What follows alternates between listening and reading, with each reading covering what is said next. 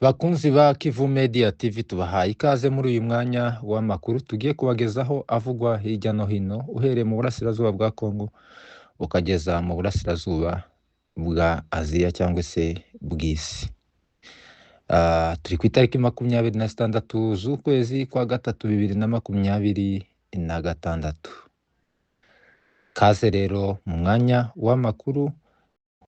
Turabakunda cyane kandi tuzi ko muza mudukurikira mukadushigikira, biratunezeza cyane. Natwe ibikorwa byanyu muzatwitabazamo bijyanye na YouTube, abakunzi bacu kuri Kivu Media TV tuzabashigikira. Nk'uko mwagiye mubibona burasirazuba bwa Kongo, cyane cyane muri Kivu y'Amajyepfo, misozi miremire, urugamba rurakomeje hagati y'ingabo zatwirwaneho ndetse n'ingabo zishorewe na leta ya Kinshasa mu kumaraho abaturage.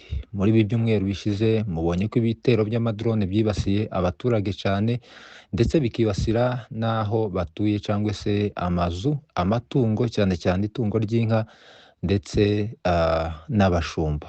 Mu cyumweru cyashize mwabonye umusaza warashwe n'amadrone ya leta ya Kongo. Bivuze ko leta ya Kongo yohereza amadrone ndetse n'indege zikaza ku misozi aho abaturage baraga inka zabo, akaba ariho zibarasira zikabamishamo urufaya rw'amadrone. Ibaze nawe leta y'abaturage aho ijya ku misozi mu matungo ndetse n'abashumba cyangwa se abaragiye ikirirwa ibarasa, yitwaje ko irwana natwe irwaneho. Ariko sibyo. Leta ya Kongo ako ngako ni akambaro yitwikira, ariko mu by'ukuri ifite umugambi wo kumaraho abaturage. Uriya musaza rero warashwe yitwa Mzee Rudagadiriani, bahoze batuye mu gice cya Kamombo, collectivité ya Kamombo, mu gace bita Mutenja. Ku Mutenja mu Baturika habaga n'amashuri, abantu benshi barahazi. Afite abahungu be bakuru, umuhungu we mukuru w'imfura ni umwe mu bantu bayoboye collectivité ya Kamombo igishingwa, kandi akaba yaragize n'uruhare rukomeye cyane mu kwigisha cyangwa se mu buryo bwa education hariya mu misozi miremire, ndetse na murumuna wiwe bagiye batura hano i Buvira, ubu ngubu bakaba babarizwa mu tundi duce two muri Kongo.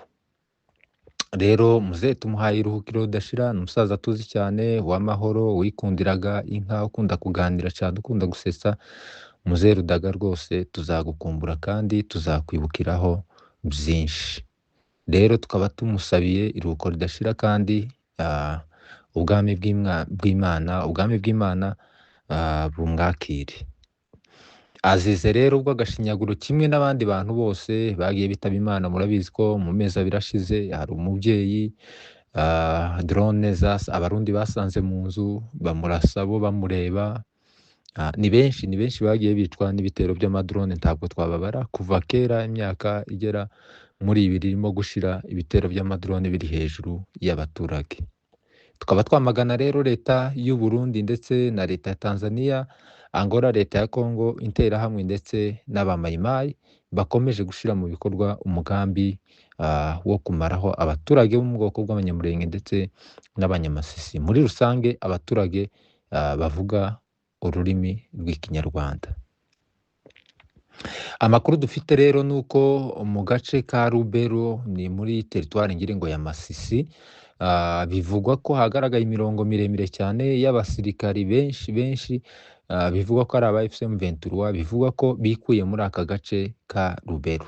Agace ka Rubero rero akaba ari bumwe mu buce muri Kivu y'Amajyaruguru bucukura amabuye y'agaciro cyane.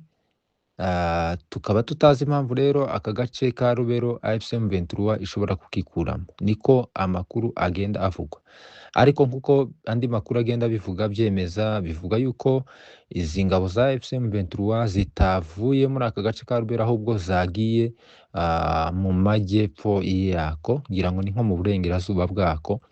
Ayo niyo makuru dufite, tukirimo dutohoza neza, tutaramenyera ukuri. Zaba ari strategy za gisirikari, zaba ari bya bindi bya cessez-le-feu bya politike na diplomasi tuzabikurikirana, tuzagenda tubibabwira kugira ngo turusheho kubimenya. Andi makuru dufite nuko muri Katanga havutse umutwe mushyashya, hakaba hoherejwe rero ingabo nyinshi za leta ya Kongo kuja kwitambika uwo mutwe. Uwo mutwe nawo uvuga ko wahagurutse kurwana nk'uko AFC M23 na Twirwaneho bahagurutse kurwanya ubutegetsi bubi bwa Sekibi bwo muri Kongo. Uwo mutwe rero ukaba umaze kwigarurira ibirometero byinshi cyangwa se uduce twinshi n'amasantere n'imijyi myinshi iyo muri Katanga, kandi bikaba bigaragara ko ari umutwe wiganjemo urubyiruko rwo muri Katanga. Ariko leta ya Kongo ntibura kubisanisha na AFC M23 na Twirwaneho, byose ikanabyegeka ku wahoze ari perezida wa Kongo Joseph Kabila.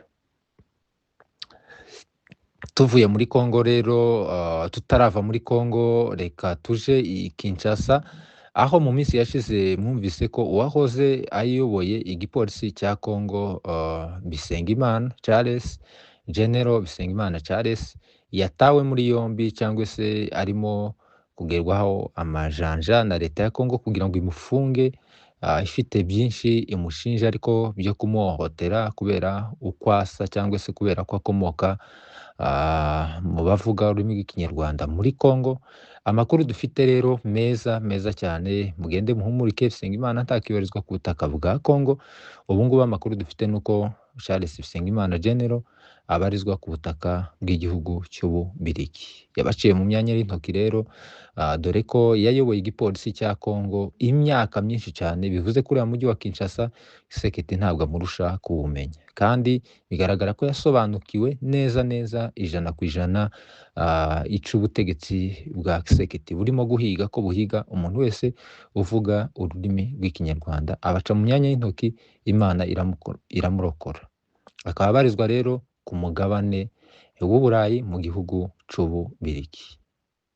Reka tuyihuze n'aba bagabo b'Akagara bareshya n'imigano baja kwihakirizwa kwa Neva bamushimira ko yakoze operation neza mu misozi miremire, akaba akomeje kwica bene wabo b'Abanyamulenge. Rero n'itsinda ry'Akagara, abagabo ba Gito b'Akagara bagiye kwihakirizwa kwa Neva rwose bamushimira ko yabarasiye bene wabo, ba nyirakuru, abavyeyi, barumuna babo na base wabo imurenge aho bakomoka, dore ko bashimira Neva ibikorwa arimo gukorera Abanyamulenge n'abandi bavuga ururimi rw'ikinyarwanda muri Kongo, kandi nabo bakaba bakomoka muri ubwo bwoko. Bamwe ndetse bakaba bafite barumuna babo na base wabo muri Twirwaneho. Iyo Twirwaneho akaba ari umutwe urwanya no muri AFC M23 bakaba barwanya Neva.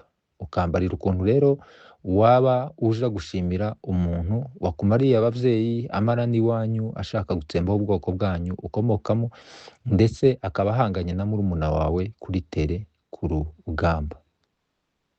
Birababaje cyane n'amagambo bagiye bakoresha, bose barazwi, dufite profile zabo rwose. Abangaba bahombeye ubwoko, bahombeye igihugu, bahombeye imiryango yabo. No kuvuga ngo izi ni karande bagenda babiba mu maraso mu bazabakomokaho, ariko Imana izadufashe urubyaro rubakomokaho ntibazabe ibigwari nk'ababyeyi babo, ariko bagende bihangane rwose, ipfunwe ry'ibyo ababyeyi babo bakoze mu gihe c'isarura rwose rizababaho.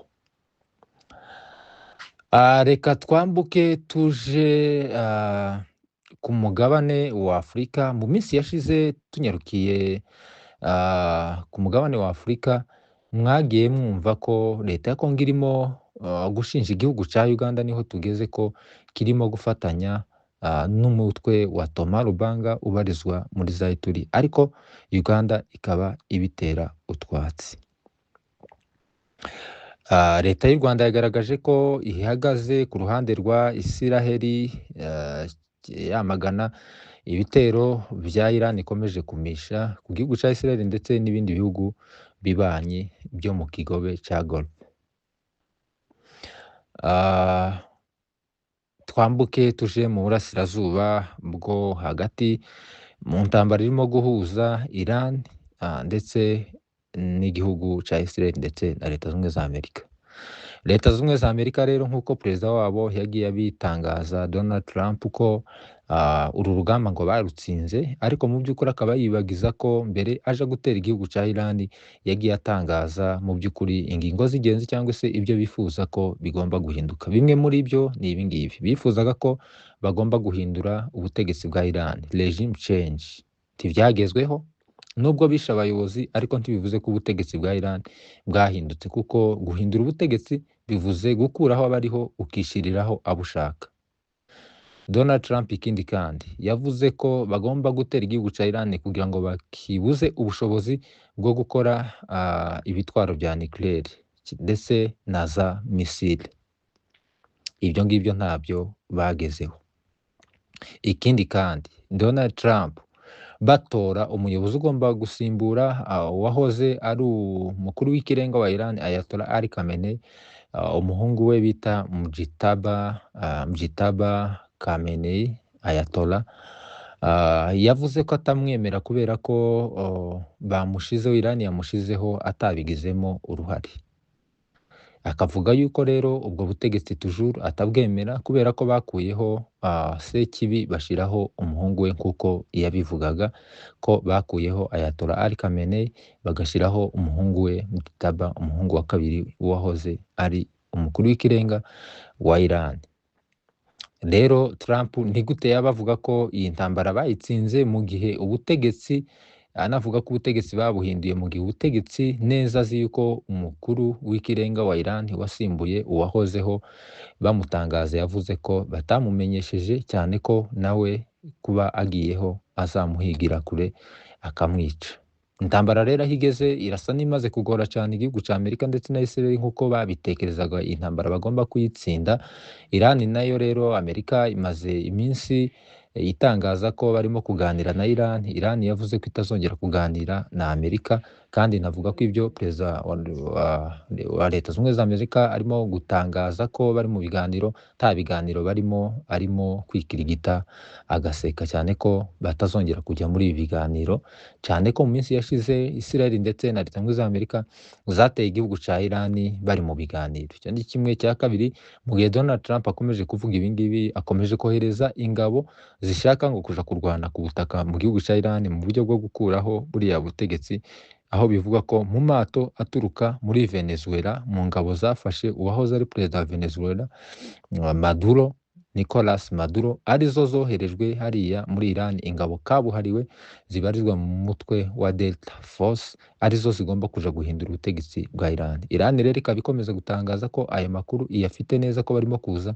kandi ikabivuga ko ibahaye karibu no ku bitero byo ku butaka, umusirikari ku wundi bagahangana na Leta Zunze Ubumwe za Amerika byeruye, dore ko Amerika iri muri iyi ntambara isa n'ihisha nk'itabara Israel, ariko kuba noneho bagiye kohereza ingabo ku butaka bivuze ko umunya-Iran agiye kuganira mu buryo bw'amasasu ku butaka n'umunyamerika, umuperesi agiye kuganira n'umunyamerika, tuzaba tureba. Israel rero ikomeje kumishwaho urufaya rw'amasasu mu mijyi itandukanye, Yerusalemu, Tel Aviv,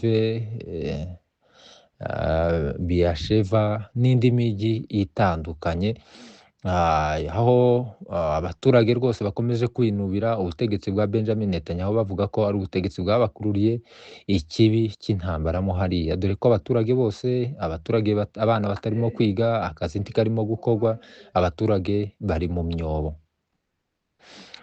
Nubwo tugenda tuvuga ibya Israel ndetse na Amerika, ariko Iran nayo ntiyabuze gushegeshwa, yarashegeshwe ku rwego rwo hejuru, dore ko Amerika na Israel bakomeje kurasa ibigega byayo bya peteroli ndetse na essence. Kuri ubu ngubu bikaba bivugwa ko amapeteroli mu bihugu bimwe ndetse na essence yazamutse, bimaze guhenda cyane. Ariko Uburusiya nabwo rero muri iyi ntambara bwakomeje kuvuga ko buzafasha Iran igishoboka cyose kugira ngo yivune umwanzi.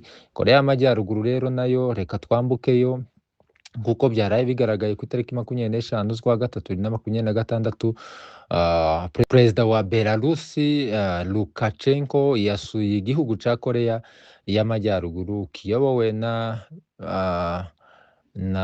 Kim, akaba yabasuye rero bakaba bagiranye umubano, batsuye umubano, ariko bigaragara ko nta kindi baganira, ni ibi bitero by'Abanyamerika ndetse n'Abanya-Israel n'Abanyaburayi bakomeje kugaba ku gihugu ca Iran, kuko bazi ko ubutaha ari bo batahiwe, ariko biragoye ko bo boterwa kuko nka Korea y'Amajyaruguru ni igihugu gitunze ibitwaro bya kirimbuzi. Aba ngaba rero ba Belarus, Lukashenko nawe ni umugabo ubona ko anytime cyangwa se igihe icyo ari cyo cyose yaterwa, kubera ko adafite ibitwaro bya kirimbuzi, ntiyabura kuganira na Kim Jong Un kugira ngo bazafatanye mu bya gisirikare, ndetse abe yomutiza kuri ubwo butwaro bwa kirimbuzi, kubera ko twabonye ko ari inkoni ikingira abategetsi cyangwa se ishyanga ry'igihugu runaka. Mu gihe ufite ubutwaro bya kirimbuzi, nta gihugu gipfa kukuvogera.